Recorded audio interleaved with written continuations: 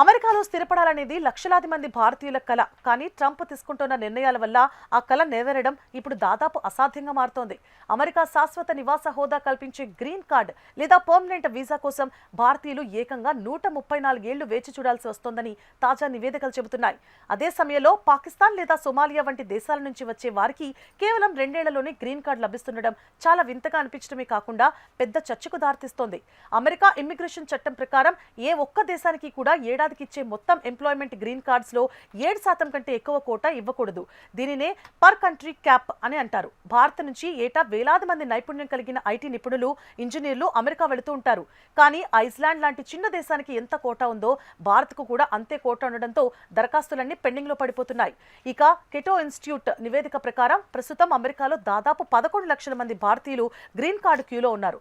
ఇతర దేశాల వారు సులభంగా గ్రీన్ కార్డు పొందుతుంటే నైపుణ్యం ఉన్న భారతీయులు మాత్రం దశాబ్దాల తరబడి తాత్కాలిక వీసాలపైనే గడపాల్సి వస్తోంది. EB2, EB3 వంటి విభాగాల్లో దరఖాస్తు చేసుకున్న వారికి ఈ ఎదురు చూపులు మరింత ఎక్కువగా ఉన్నాయి. 4 లక్షల మంది గ్రీన్ కార్డు రాకుండానే ఒక భయంకరమైన నిజం బయటపడింది. ప్రస్తుతం ఉన్న వెయిటింగ్ లిస్ట్ ప్రకారం చూస్తే సుమారు 4,24,000 మంది భారతీయులు తమకు గ్రీన్ కార్డు రాకముందే మరణించే అవకాశం ఉంది. అంటే వారి దరఖాస్తు ప్రాసెస్ అయ్యే సమయానికి వారు బతికి ఉండకపోవచ్చు. 2023లో నమోదైన మొత్తం 18 లక్షల పెండింగ్ దరఖాస్తుల్లో 68% భారతీయులవే కావడం గమనార్హం.